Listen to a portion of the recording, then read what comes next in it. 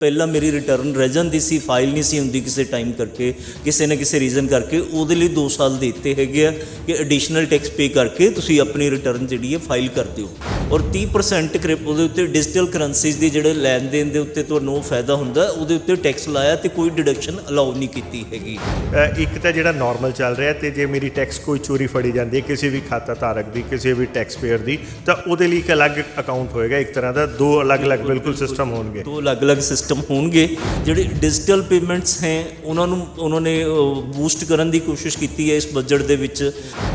ਨਮਸਕਾਰ, ਮੈਂ ਸੰਦੀਪ ਸ਼ਰਮਾ ਇੱਕ ਵਾਰੀ ਫਿਰ ਤੁਹਾਡੇ ਨਾਲ ਰੂਬਰੂ ਹੋ ਰਿਹਾ। ਸੋ ਅੱਜ ਜਿਹੜਾ ਡੇ ਹੈ ਸਾਡਾ ਇੰਡੀਆ ਦਾ ਬਜਟ ਡੇ ਹੈ। ਸੋ ਬਜਟ ਡੇ ਨੂੰ ਲੈ ਕੇ ਬਹੁਤ ਸਾਰੀਆਂ ਘੋਸ਼ਣਾਵਾਂ ਹੋ ਗਈਆਂ ਸੈਂਟਰ ਗੌਰਮੈਂਟ ਵੱਲੋਂ। ਸੋ ਨਵੇਂ budget the as a tax professionals tax policies ਦੇ ਹਿਸਾਬ ਨਾਲ ਕੀ ਇੰਪੈਕਟ ਪੈ ਰਿਹਾ ਟ੍ਰੇਡ ਤੇ, ਇੰਡਸਟਰੀ ਤੇ, ਸੈਲਰੀਡ ਤੇ, ਆਮ ਆਦਮੀ ਤੇ, ਇਹ ਸਾਰਿਆਂ ਲਈ ਜਾਣਨ ਲਈ ਇੱਕ ਐਕਸਪਰਟ ਵਿਊ ਲੈ ਰਹੇ ਹਾਂ ਅਸੀਂ।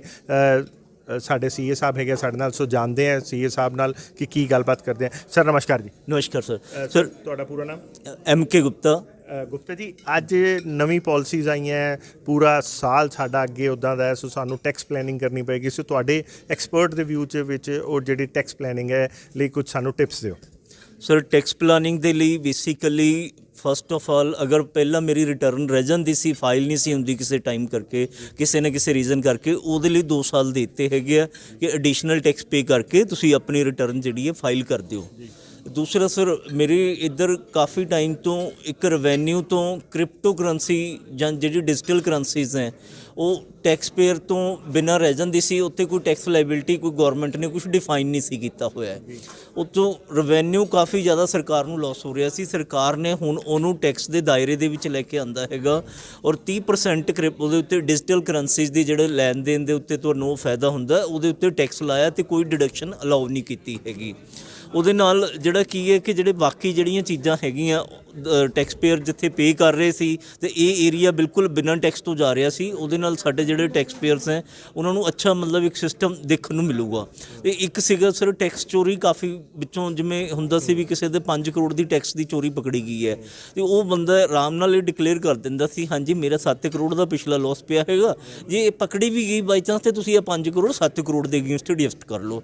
ਉਹਦੇ ਨਾਲ ਕੀ ਸੀਗਾ, ਜਿਹੜੇ ਨੈਕਸਟ ਟੈਕਸ ਪੇਅਰਸ ਹੈ ਉਹਦਾ ਡੀਮੋਟੀਵੇਟ ਹੋ ਰਹੇ ਸੀਗੇ। ਤੇ ਹੁਣ ਉਹਨਾਂ ਨੇ ਕੀ ਕੀਤਾ ਹੈਗਾ, ਉਹਨਾਂ ਨੇ ਕਿਹਾ ਵੀ ਜਿਹੜੀ ਤੁਹਾਡੀ ਪਿਛਲੀ ਐਡਜਸਟਮੈਂਟ ਹੈ ਉਹ ਬਿਲਕੁਲ ਨਹੀਂ ਕੀਤੀ ਜਾਊਗੀ ਟੈਕਸ ਚੋਰੀ ਦੇ ਅਗੇਂਸਟ। ਇਹ ਟੈਕਸ ਚੋਰੀ ਤੇ ਤੁਹਾਨੂੰ ਅਲੱਗ ਜਿਹੜੇ ਹੈਗੇ ਟੈਕਸ ਲਾਇਬਿਲਿਟੀ ਪਲੱਸ ਪੈਨਲਟੀ ਦੇਣੀ ਪਊਗੀ। ਸੋ ਮਤਲਬ ਤੁਸੀਂ ਕਹਿਣ ਦਾ ਮਤਲਬ ਹੈ 2 ਤਰ੍ਹਾਂ ਦੇ ਅਕਾਊਂਟ ਹੋ ਗਏ। ਇੱਕ ਤਾਂ ਜਿਹੜਾ ਨਾਰਮਲ ਚੱਲ ਰਿਹਾ, ਤੇ ਜੇ ਮੇਰੀ ਟੈਕਸ ਕੋਈ ਚੋਰੀ ਫੜੀ ਜਾਂਦੀ ਹੈ ਕਿਸੇ ਵੀ ਖਾਤਾ ਧਾਰਕ ਦੀ, ਕਿਸੇ ਵੀ ਟੈਕਸ ਪੇਅਰ ਦੀ, ਤਾਂ ਉਹਦੇ ਲਈ ਇੱਕ ਅਲੱਗ ਅਕਾਊਂਟ ਹੋਏਗਾ, ਇੱਕ ਤਰ੍ਹਾਂ ਦਾ 2 ਅਲੱਗ-ਅਲੱਗ ਬਿਲਕੁਲ ਸਿਸਟਮ ਹੋਣਗੇ। 2 ਅਲੱਗ-ਅਲੱਗ ਸਿਸਟਮ ਹੋਣਗੇ।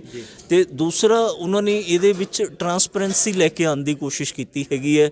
ਜਿਹੜੇ ਡਿਜੀਟਲ ਪੇਮੈਂਟਸ ਹੈ ਉਹਨਾਂ ਨੇ ਬੂਸਟ ਕਰਨ ਦੀ ਕੋਸ਼ਿਸ਼ ਕੀਤੀ ਹੈ ਇਸ ਬਜਟ ਦੇ ਵਿੱਚ। ਲੌਂਗ ਟਰਮ ਜਿਹੜੇ ਪਰਸਪੈਕਟਿਵ ਨਾਲ ਇਸ ਬਜਟ ਨੂੰ ਦੇਖਣ ਦੀ ਕੋਸ਼ਿਸ਼ ਕੀਤੀ ਗਈ ਹੈ। ਦੂਸਰੀ ਤਰਫ ਅਗਰ ਅਸੀਂ ਇਹ ਦੇਖਦੇ ਹੈਗੇ ਹਾਂ ਵੀ ਜਿਸ ਤਰ੍ਹਾਂ ਸੈਲਰੀਡ ਇੰਪਲੋਈਜ਼ ਹੈ ਉਹਨਾਂ ਦੀ ਡਿਮਾਂਡ ਸੀਗੀ, ਸਾਡੇ ਕੋਲ ਫੀਡਬੈਕ ਆਉਂਦਾ ਹੈ ਵੀ ਹਾਂਜੀ ਮੇਰੀ ਸਟੈਂਡਰਡ ਡਿਡਕਸ਼ਨ ਹੈ ਜੀ 50,000 ਹੈ, ਇਸ ਤੋਂ ਬਾਅਦ ਕਿ ਇਹਨੂੰ ਲੱਖ ਜਾਂ 1.5 ਲੱਖ ਹੋਣਾ ਚਾਹੀਦਾ ਕਿਉਂਕਿ ਕੋਸਟ ਆਫ ਲਿਵਿੰਗ ਕਾਫੀ ਵੱਧ ਰਹੀ ਹੈ। ਤੇ ਉਹ ਸਰਕਾਰ ਨੇ ਅਨਟੱਚ ਰੱਖੀ ਹੈਗੀ ਹੈ। ਤੇ ਜਿਹੜੀਆਂ ਐਗਜ਼ੈਂਪਸ਼ਨ ਸਲੈਬਸ ਦੀ ਆ ਰਹੀ ਸੀ ਵੀ 5 ਲੱਖ ਤੋਂ ਸਪੋਜ਼ 1 ਰੁਪਈਆ ਵੀ ਤੁਹਾਡੀ ਇਨਕਮ ਵੱਧ ਜਾਂਦੀ ਹੈ ਤਾਂ ਤੁਹਾਡੀ ਜਿਹੜੀ ਐਗਜ਼ੈਂਪਸ਼ਨ ਲਿਮਿਟ ਘਟ ਕੇ 2.5 ਲੱਖ ਹੋ ਜਾਂਦੀ ਹੈ। ਉਹ 2.5 ਲੱਖ ਤੋਂ ਉਹਨਾਂ ਨੇ ਉਹਦੇ ਵਿੱਚ ਕੋਈ ਇਨਹਾਂਸਮੈਂਟ ਨਹੀਂ ਕੀਤੀ ਹੈਗੀ। ਜੋ ਅੱਛੀ ਹੈ ਕਿ ਮਾੜੀ ਹੈ? ਸਰ ਉਹ ਅਗਰ ਨਹੀਂ ਕੀਤੀ ਤਾਂ ਆਮ ਆਦਮੀ ਦੇ ਲਈ ਐਕਸਪੈਕਟੇਸ਼ਨ ਸੀ ਤਾਂ ਉਹਦੇ ਲਈ ਮਾੜੀ ਹੈ। ਤੇ ਦੂਸਰਾ ਸਰ, ਅਗਰ ਅਸੀਂ ਇੱਕ ਚੀਜ਼ ਇਹ ਵੇਖਦੇ ਹੈਗੇ ਹਾਂ ਕਿ GST ਦੇ ਵਿੱਚ ਇਨਪੁਟ ਕ੍ਰੈਡਿਟ ਦੇ ਵਿੱਚ ਸਰਕਾਰ ਨੇ ਕਾਫੀ ਜ਼ਿਆਦਾ ਰਿਸਟ੍ਰਿਕਸ਼ਨਸ ਇੰਪੋਜ਼ ਕੀਤੀਆਂ ਹੈਗੀਆਂ। ਇੱਕ ਜੈਨੂਅਨ ਬਾਇਰ ਅਗਰ ਮਾਲ ਖਰੀਦਦਾ ਕਿਸੇ ਕੋਲੋਂ ਔਰ ਉਹਦੇ ਸਪਲਾਇਰ ਦੇ ਐਂਡ ਤੇ ਕੋਈ ਟੈਕਸ ਪੇਮੈਂਟ ਦੇ ਵਿੱਚ ਦਿੱਕਤ ਨਿਕਲਦੀ ਹੈ ਤਾਂ ਉਹਦੀ ਜਿਹੜੇ ਵਾਇਰ ਦੀ ਕੋਈ ਰਿਸਪੌਂਸਿਬਿਲਟੀ ਨਹੀਂ ਹੈ, ਉਹ ਸਰਕਾਰ ਨੂੰ ਦੇਖਣਾ ਚਾਹੀਦਾ ਹੈ। ਸਰਕਾਰ ਨੇ ਉਹ ਜਿਹੜੀ ਰਿਸਪੌਂਸਿਬਿਲਟੀ ਹੈ ਉਹ ਵੀ ਵਾਇਰ ਦੇ ਸਿਰ ਤੇ ਹੀ ਪਾਈ ਹੋਈ ਹੈ। ਉਹ ਐਕਸਪੈਕਟ ਕਰ ਰਹੇ ਸੀਗੇ ਵੀ ਇਸ ਬਜਟ ਦੇ ਵਿੱਚ ਕੋਈ ਸਿੰਪਲੀਫਿਕੇਸ਼ਨ ਇਸ ਤਰ੍ਹਾਂ ਦੀ ਮਿਲੂਗੀ। ਤੇ ਕੁਝ GST ਦੇ ਜਿਹੜੇ ਰੇਟਸ ਹੈ ਉਹਨਾਂ ਨੂੰ ਸਲੈਬਸ ਘੱਟ ਕਰਨ ਦੀ ਲੋੜ ਹੈਗੀ ਹੈ। ਸੇਮ ਉਹ ਚੀਜ਼ਾਂ ਹਜੇ ਪੈਂਡਿੰਗ ਹੈ। ਬਟ ਓਵਰਆਲ ਅਗਰ ਆਪਾਂ ਕਹੀਏ ਕਿ ਇਸ ਬਜਟ ਦੇ ਵਿੱਚ ਸਰਕਾਰ ਨੇ ਇੱਕ ਸਟੈਬਿਲਿਟੀ ਲਿਆਉਣ ਦੀ ਕੋਸ਼ਿਸ਼ ਕੀਤੀ ਹੈਗੀ ਹੈ ਆਪਣੀ ਇਕੋਨਮੀ ਦੇ ਲਈ। ਦੇਖਿਆ ਕਿ GST ਚੋਰੀ ਬਹੁਤ ਵੱਧ ਗਈ ਹੈ, ਕਿ ਉਸ ਨੂੰ ਵੀ ਨੱਥ ਪਾਉਣ ਲਈ ਕੋਈ ਕਿਸੇ ਤਰੀਕੇ ਦੇ ਕੋਈ ਕਦਮ ਚੱਕੇ ਗਏ? ਹਾਂ ਜੀਐਸਟੀ ਚੋਰੀ ਨੂੰ ਨੱਥ ਪਾਉਣ ਦੇ ਲਈ ਸਰਕਾਰ ਨੇ ਜਿਹੜੇ ਆਪਣੇ ਸਿਸਟਮਸ ਹੈ ਸਰ ਉਹਨਾਂ ਨੂੰ ਕਾਫੀ ਸਟਰੈਂਥਨ ਕੀਤਾ ਹੈਗਾ।